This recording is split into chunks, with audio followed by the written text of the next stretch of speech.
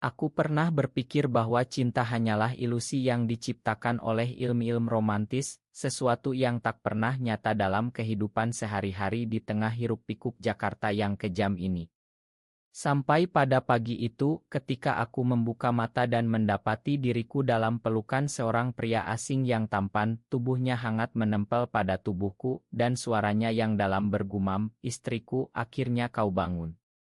Jantungku berdegup kencang, campuran antara ketakutan dan kebingungan yang menyengat, karena aku bukanlah seorang wanita, dan dia, siapa dia sebenarnya, telah membalikkan dunia yang kukira ku ketahui dengan satu kata itu saja. Aku terduduk di tempat tidur mewah itu, kamar hotel yang berbau kemewahan, dengan pemandangan kota Jakarta yang sibuk di balik jendela kaca lebar. Siapa dia? Mengapa aku di sini? Pikiranku berputar-putar seperti angin topan, mencoba mengingat malam sebelumnya. Aku ingat minum-minum sendirian di bar kecil di kawasan Kemang, mencoba melupakan kegagalan pekerjaan terbaru yang membuatku dipecat dari perusahaan desain Grace. Aku, seorang pemuda biasa bernama Arjuna, 28 tahun, yang selalu berjuang sendirian di ibu kota ini sejak pindah dari desa kecil di Jawa Tengah. Hidupku adalah rutinitas, bangun pagi, kerja keras, pulang malam, tanpa ruang untuk cinta atau mimpi.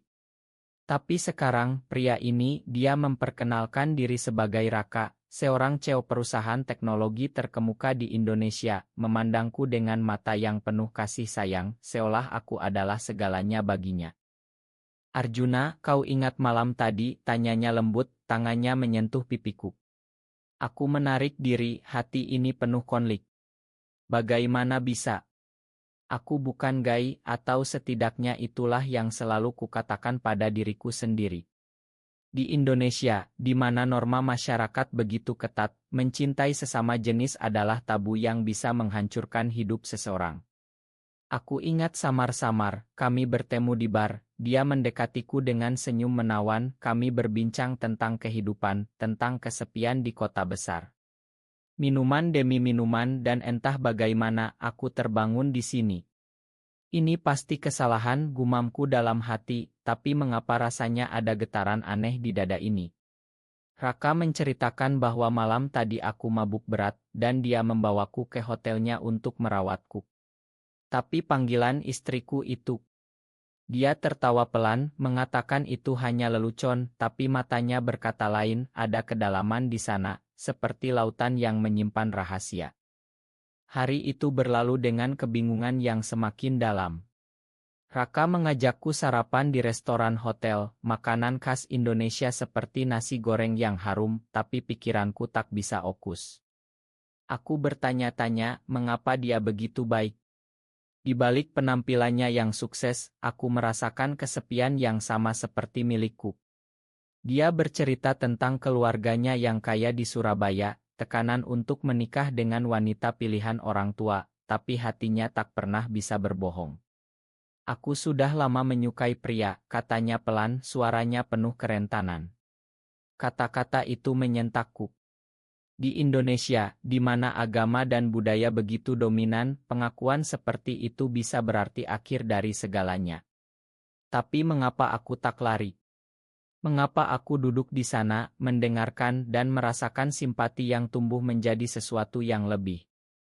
Malam itu, aku pulang ke apartemen kecilku di pinggiran Jakarta, tapi pikiran tentang Raka tak mau pergi. Aku berbaring di tempat tidur sederhana, memandang langit-langit yang retak, dan bertanya pada diri sendiri, apakah ini awal dari sesuatu yang berbahaya? Aku ingat masa kecilku di desa, di mana ayahku selalu mengajarkan bahwa pria harus kuat, menikah dengan wanita, dan membangun keluarga. Tapi di hati ini, selalu ada keraguan, kenangan tentang teman masa kecil yang membuat jantungku berdegup aneh, tapi aku selalu menekannya. Sekarang Raka membangunkan itu semua. Pesan darinya datang, "Ma, jika aku mengejutkanmu, bisakah kita bertemu lagi?" Aku ragu, tapi jari-jariku mengetik iya sebelum otakku bisa menghentikannya. Pertemuan kami berikutnya di kai kecil di Tamrin, di tengah hujan deras yang sering melanda Jakarta. Raka datang dengan jas rapi, tapi matanya lelah. Kami berbincang panjang tentang mimpi, tentang tekanan masyarakat. Dia bercerita tentang mantan kekasihnya yang meninggalkannya karena takut pada opini publik. Aku lelah berpura-pura, katanya, suaranya gemetar. Aku merasakan sakitnya, karena aku pun sama, selalu menyembunyikan bagian dari diriku. Tanpa sadar, tanganku menyentuh tangannya, dan saat itu ada percikan. Tapi konflik dalam diriku bergolak, ini salah, kata suara ayah di kepalaku. Tapi rasanya begitu benar. Hari-hari berikutnya, hubungan kami berkembang pelan. Raka mengajakku ke Bali untuk akhir pekan, katanya untuk relaksasi. Di sana, di pantai Kuta yang cerah, kami berjalan bergandengan tangan di tempat sepi, merasakan kebebasan yang jarang di Jakarta. Tapi di balik kebahagiaan itu ada bayang-bayang. Aku mulai jatuh cinta, tapi takut. Bagaimana jika keluargamu tahu, tanyaku suatu malam saat kami duduk di teras Ila. Raka memelukku, aku akan hadapi mereka untukmu.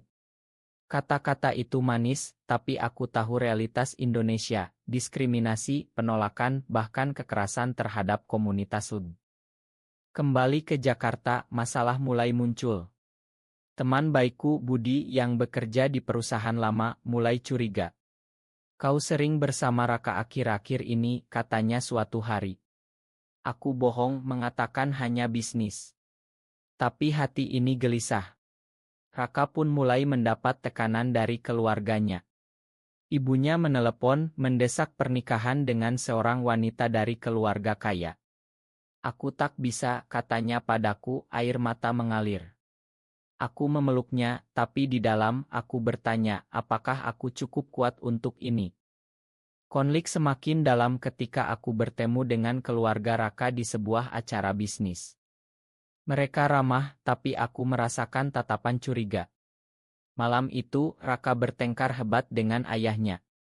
Kau harus menikah, teriak ayahnya. Raka pulang dengan hati hancur, dan aku ada di sana untuknya. Tapi di pikiranku ada keraguan apakah aku pantas. Aku hanyalah pemuda biasa, sementara dia adalah CEO. Perbedaan kelas sosial ini menyiksaku. Suatu hari, aku menemukan pesan di ponsel Raka, dari mantan kekasihnya, yang mengancam akan membongkar rahasia kami jika Raka tak kembali. Jantungku hancur. Siapa dia, tanyaku, suara gemetar. Raka menjelaskan, tapi aku merasa dikhianati. Aku lari kembali ke apartemenku menangis sendirian. Mengapa aku percaya, gumamku? Malam itu penuh dengan pikiran gelap, mungkin lebih baik akhiri saja. Tapi Raka datang memohon maaf. Aku mencintaimu, Arjuna. Hanya kau. Kami berbaikan, tapi luka itu tetap. Hubungan kami semakin kuat, tapi tekanan luar semakin besar. Media mulai gosip tentang Raka yang tak kunjung menikah. Aku takut, tapi cinta ini membuatku bertahan. Di puncaknya, ayah Raka mengetahui tentang kami. Dia marah besar, mengancam akan mencabut jabatan Raka. Pilih perusahaan atau dia, katanya. Raka ragu, dan saat itu aku merasakan pengkhianatan terbesar. Kau memilih mereka, tanyaku, air mata mengalir. Raka diam dan aku pergi, hati hancur berkeping-keping. Bulan-bulan berikutnya adalah neraka.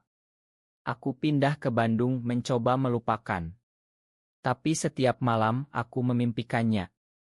Apakah ini akhir, tanyaku pada diri sendiri. Sampai suatu hari, Raka datang dengan mata bengkak. Aku melepaskan semuanya untukmu, katanya. Dia telah mundur dari perusahaan, memilih kebebasan. Kami memeluk, dan di saat itu aku tahu, cinta kami adalah perjuangan tapi juga harapan. Kini kami hidup sederhana di Bali, membangun kehidupan baru. Masyarakat masih menilai, tapi kami saling menguatkan. Cinta ini mengajarkanku bahwa keberanian adalah kunci, dan di Indonesia yang berubah pelan, ada ruang untuk kami. Pikiran tentang pengkhianatan itu masih menghantuiku bahkan setelah Raka kembali. Aku ingat saat aku meninggalkan Jakarta, naik kereta ke Bandung dengan hati yang remuk. Mengapa aku begitu bodoh, gumamku sepanjang perjalanan, memandang sawah-sawah yang hijau tapi rasanya abu-abu. Di Bandung, aku tinggal di rumah saudara, bekerja sebagai relancer desain, mencoba membangun ulang hidup. Tapi setiap malam, bayangan Raka muncul, pelukannya, senyumnya, dan juga keraguannya saat ayahnya mengultimatum. Itu adalah luka yang dalam, yang membuatku bertanya, apakah cinta selalu disertai pengkhianatan? Raka menelepon berkali-kali, tapi aku abaikan. Dia memilih keluarganya, kataku pada diri sendiri, mencoba meyakinkan hati yang masih mencintainya. Tapi di dalam ada suara kecil yang berbisik, mungkin dia juga menderita. Aku ingat masa kecilku lagi, ketika ayah meninggalkanku karena pekerjaan, membuatku merasa dikhianati. Mungkin itu sebabnya aku begitu sensitif. Di Bandung, aku bertemu dengan komunitas kecil di KAE tersembunyi. Mereka bercerita tentang perjuangan mereka di Indonesia, tentang diskriminasi di tempat kerja, penolakan keluarga. Kau tak sendirian, kata seorang teman baru, Andi. Kata-kata itu menghangatkan, tapi juga menyakitkan, karena mengingatkanku pada Raka. Suatu hari, Budi, teman lamaku dari Jakarta, datang berkunjung. Raka hancur, Arjuna, katanya. Dia mundur dari perusahaan, keluarganya memutus hubungan. Jantungku berdegup. Apakah benar? Budi menunjukkan berita online, CEO muda mundur secara mendadak. Aku terdiam, campuran antara marah dan kasihan. Mengapa dia tak bilang, gumamku? Malam itu aku tak bisa tidur, pikiran bergolak, apakah aku terlalu egois? Aku yang lari, tapi dia yang kehilangan segalanya. Akhirnya aku kembali ke Jakarta, tapi tak langsung mencari Raka.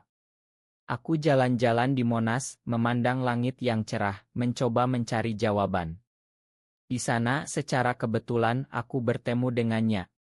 Raka terlihat lebih kurus, matanya penuh penyesalan. Arjuna, suaranya pecah. Kami duduk di bangku taman, dan dia menceritakan semuanya, pertengkaran hebat dengan keluarga, keputusan untuk melepaskan warisan demi kebebasan. Aku tak bisa hidup tanpa kamu, katanya, air mata mengalir. Aku memeluknya, tapi di hati ini masih ada keraguan. Bagaimana jika kau menyesal, tanyaku. Hubungan kami dimulai lagi, tapi kali ini lebih hati-hati. Kami pindah ke Bali, ke ila kecil di Ubud, jauh dari hiruk-pikuk. Di sana, di tengah sawah terasering yang hijau, kami membangun kehidupan. Raka mulai bisnis kecil, aku membantu dengan desain. Tapi konflik tak berhenti. Keluargaku di Jawa Tengah mulai curiga. Ibu menelepon, kapan kau menikah, nak? Suaranya penuh harapan, tapi aku tahu kebenaran akan menghancurkannya. Aku bohong lagi, tapi hati ini sakit. Suatu malam, di bawah bintang-bintang Bali, Raka berlutut. Maukah kau menjadi pasanganku selamanya, tanyanya, dengan cincin sederhana. Aku menangis, tapi mengangguk. Kebahagiaan itu manis, tapi pahit karena rahasia. Tapi kemudian mantan Raka muncul lagi, mengirim pesan ancaman. Aku akan bocorkan ke media, katanya. Panik melanda. Raka marah, aku akan tangani ini. Tapi aku takut, apakah ini akan menghancurkan kami. Konflik mencapai puncak ketika berita bocor. Media Indonesia ramai, mantan CEO terlibat skandal sesama jenis. Keluargaku tahu, ibu menelepon menangis. Apa yang kau lakukan, Arjuna, katanya. Aku hancur, merasa seperti pengkhianat bagi keluarga. Raka memelukku, kita hadapi bersama. Tapi di dalam, aku bertanya, apakah cinta ini layak untuk semua penderitaan ini? Kami bersembunyi di ila, menghindari dunia luar. Malam-malam itu penuh air mata. Aku ingat Hok awal, aku pernah berpikir cinta adalah ilusi, dan sekarang, di tengah badai ini, aku hampir percaya lagi. Tapi Raka, dengan keteguhannya, membuatku bertahan. Kita bukan salah, katanya. Perlahan, dukungan datang dari komunitas LGB di Bali, mereka mengirim pesan semangat. Akhirnya, kami memutuskan untuk terbuka. Raka memberikan wawancara ke media progresi, bercerita tentang perjuangan kami. Respons beragam, ada hujatan tapi juga dukungan. Keluargaku pelan-pelan menerima, ibu datang berkunjung meski dengan air mata. Aku hanya ingin kau bahagia, katanya. Kini di Bali yang damai, kami hidup dengan harapan. Cinta ini mengajarkanku bahwa pengkhianatan bisa menjadi jalan menuju kebebasan, dan di Indonesia, perubahan dimulai dari hati yang berani. Rasa sakit dari pengkhianatan mantan Raka masih membara di dada ini, seperti api yang tak kunjung padam. Aku ingat saat berita itu meledak, ponselku berdering tak henti, teman-teman lama menghujat di media sosial. Bagaimana bisa kau seperti itu, Arjuna, tulis salah satu. Aku duduk di teras Ila di Ubud, memandang hujan tropis yang deras, tapi air mata lebih deras lagi. Mengapa dunia begitu kejam? Di Indonesia, di mana nilai-nilai tradisional begitu kuat, kami seperti musuh bagi banyak orang. Tapi di balik itu ada Raka yang memelukku erat, berbisik, kita kuat bersama. Konflik internalku semakin dalam. Aku mulai mempertanyakan identitasku sendiri. Apakah aku benar-benar mencintai pria, gumamku sendirian di malam-malam gelap. Kenangan masa kecil muncul lagi, saat aku kecil, bermain dengan boneka diam-diam, tapi ayah memarahi. Pria tak boleh seperti itu, katanya. Sekarang di usia 28, aku merasa seperti anak kecil yang ketakutan lagi. Raka mencoba menghibur, tapi kadang aku menarik diri, membuatnya sedih. Apa yang salah, tanyanya. Aku tak bisa jawab karena jawabannya ada di dalam diriku yang rusak. Suatu hari kami pergi ke pura di Bali mencari kedamaian. Di sana, di tengah doa-doa, aku merasakan ketenangan sementara. Tapi pulangnya ibu Raka menelepon. Kembalilah, Raka. Makan kami, katanya. Raka ragu dan aku melihat itu. Pergilah jika kau mau, kataku, suara pecah. Dia memelukku, tidak, aku di sini. Tapi keraguan itu seperti racun meracuni hubungan kami. Lalu pengkhianatan baru muncul. Budi, temanku yang kukira setia, ternyata yang membocorkan cerita kami ke media. Ma, Arjuna. Aku takut kehilangan pekerjaan, katanya saat aku konfrontasi. Jantungku hancur lagi. Kau temanku, teriakku. Raka marah, ingin balas, tapi aku lelah. Biarkan saja, kataku. Malam itu aku menangis di pelukan Raka, bertanya, mengapa orang terdekat yang menyakiti. Hubungan kami diuji lebih keras. Kami mulai bertengkar kecil tentang masa depan. Bagaimana jika kita punya anak, tanyaku suatu hari. Raka diam karena di Indonesia, adopsi untuk pasangan gay hampir mustahil. Konflik itu membuatku gelisah, pikiran tentang putus muncul. Tapi setiap kali ingatan tentang pagi pertama itu kembali, bangun dalam pelukannya, dipanggil istri. Itu adalah awal dan aku tak mau akhir. Di puncak emosi, aku pergi sendirian ke pantai Sanur, duduk di pasir, memandang ombak. Tuhan beri aku jawaban doaku. Saat itu, Raka datang mencari. Jangan tinggalkan aku, katanya, suara gemetar. Kami berbicara panjang, menuangkan semua rasa sakit. Aku takut kehilanganmu, aku akui. Dia mencium keningku, aku juga. Perlahan kami bangun kembali. Kami bergabung dengan komunitas LGB di Bali, membantu orang lain yang mengalami hal sama. Itu memberi tujuan baru. Tapi keluarga Raka datang, ayahnya memohon maaf. Aku salah, katanya. Reni itu emosional, air mata mengalir. Aku melihat harapan di mata Raka. Tapi tak semuanya mulus. Ada ancaman dari kelompok konservatif, pesan kebencian. Kami takut, tapi saling menguatkan. Ini perjuangan kita, kata Raka. Di dalam, aku merasakan pertumbuhan dari pemuda ragu menjadi pria yang berani. Kini, di Ila kami merencanakan masa depan. Cinta ini penuh luka, tapi juga penyembuhan. Di Indonesia yang pelan berubah, kami adalah bagian dari perubahan itu dengan hati yang penuh harapan. Emosi yang membara dari pengkhianatan budi masih menyiksa, seperti duri yang tertancap dalam. Aku ingat saat aku menghadapinya di KAI di Bandung, matanya penuh penyesalan tapi juga ketakutan. Aku tak punya pilihan, katanya. Pilihanmu adalah mengkhianati teman, balasku, suara naik. Pulang dari sana, aku merasa kosong, bertanya pada diri, mengapa kepercayaan begitu rapuh. Di Bali, Raka mencoba menghibur, tapi aku semakin menarik diri, konflik internal semakin dalam seperti samudra yang gelap. Malam-malam itu aku terjaga, memandang langit berbintang, pikiran berputar, apakah aku layak dicinta? Masa lalu muncul, hubungan gagal dengan wanita di masa kuliah, karena hati tak pernah benar-benar ada di sana. Sekarang dengan Raka, semuanya terasa nyata, tapi juga menakutkan. Aku takut menyakitimu, kataku suatu pagi. Dia memelukku, kita saling menyembuhkan. Tapi konflik baru muncul ketika bisnis kecil Raka di Bali mulai goyah karena gosip. Investor mundur, katanya karena dereputasi. Aku merasa bersalah, ini karena aku. Raka marah, bukan. Ini karena dunia yang sempit. Pertengkaran kami semakin sering, kata-kata tajam terlontar. Mungkin kita tak cocok, teriakku sekali. Dia diam, mata penuh sakit, dan aku menyesal seketika. Di tengah itu, ibuku datang dari Jawa. Pertemuan itu tegang. Aku mencintaimu, nak, tapi ini sulit, katanya, air mata mengalir. Aku menjelaskan, tapi dia ragu. Bagaimana masa depanmu, tanyanya. Pertanyaan itu menyengat, membuatku bertanya sendiri.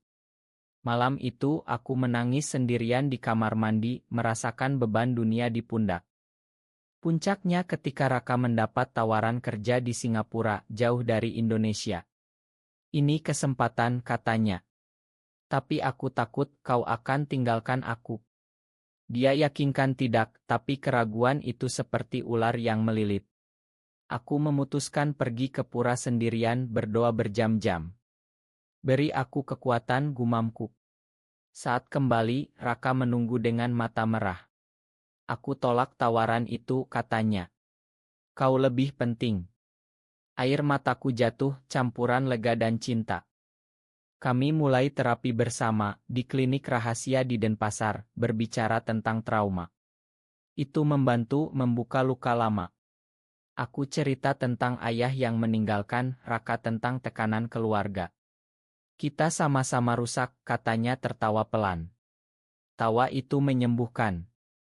Dukungan dari komunitas semakin kuat. Kami ikut parade kecil di Bali meski tersembunyi. Di sana aku merasakan solidaritas, hati penuh harapan. Tapi ancaman masih ada, pesan anonim, bahkan batu dilempar ke Ila. Kami takut, tapi Raka bilang kita tak mundur. Perlahan bisnis bangkit dengan dukungan teman baru. Ibu mulai menerima, menelepon lebih sering. Aku bangga padamu, katanya sekali, membuatku menangis bahagia. Kini, di pantai Bali saat matahari terbenam, kami berjalan bergandengan. Cinta ini penuh badai, tapi kami bertahan.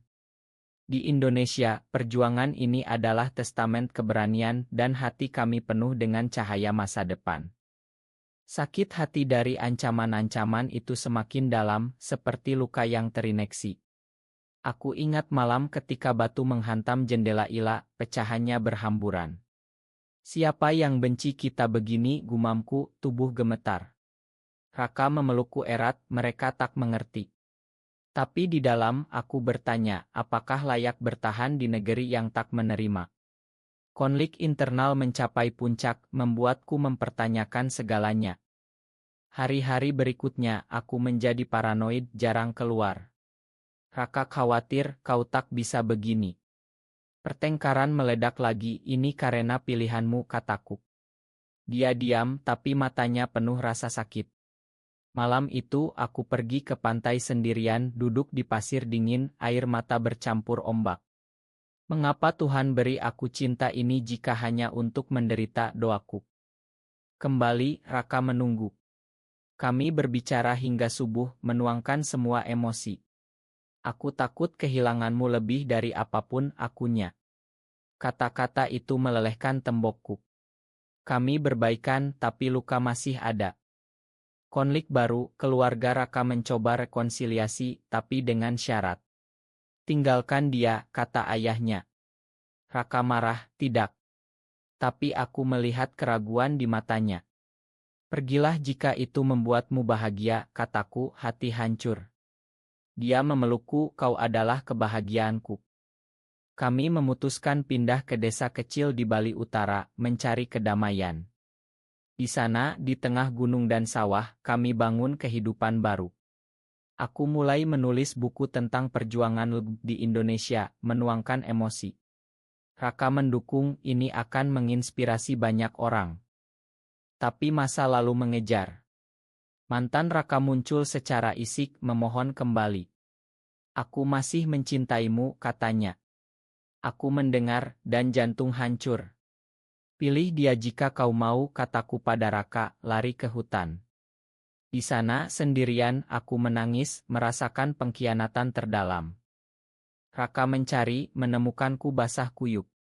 Hanya kau, katanya, berlutut. Kami pulang dan malam itu penuh janji baru.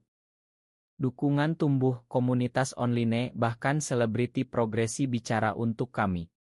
Ibu datang lagi, kali ini dengan pelukan. Aku belajar menerima, katanya. Kini, di rumah baru, kami merasakan kedamaian. Cinta ini, penuh air mata, adalah yang terkuat. Di Indonesia, kami adalah simbol harapan bagi yang tersembunyi. Emosi puncak dari semua pengkhianatan dan perjuangan membuatku hampir menyerah, tapi itulah yang membuat cinta kami tak tergoyahkan. Aku ingat saat mantan Raka pergi selamanya, setelah Raka tegas menolak. Ini akhirnya, gumamku, lega bercampur lelah. Tapi di dalam, ada kekuatan baru, kami telah melewati neraka bersama. Hari-hari di desa Bali Utara penuh kedamaian, tapi juga refleksi. Aku menulis buku itu selesai, dan diterbitkan secara indie. Respons luar biasa, pesan dari pemuda di seluruh Indonesia. Terima kasih, kalian beri harapan. Itu menyembuhkan luka kami. Konflik terakhir, ayah Raka sakit, memanggilnya pulang. Pergilah, kataku. Di Surabaya, Raka menghadapi keluarga. Aku tetap dengan Arjuna, katanya. Ayahnya diranjang sakit, akhirnya mengangguk. Makan ayah. Reni itu emosional, air mata mengalir. Kembali ke Bali, kami menikah secara simbolis di pura, dengan teman-teman komunitas. Selamanya janji kami. Hidup kami sekarang, bisnis berkembang, ado caci untuk hak dan cinta yang mendalam. Di akhir, aku sadar, dari bangun dalam pelukannya hingga sekarang, ini adalah perjalanan personel. Di Indonesia yang berubah, kami hidup dengan harapan, membuktikan bahwa cinta sejati menang atas segala.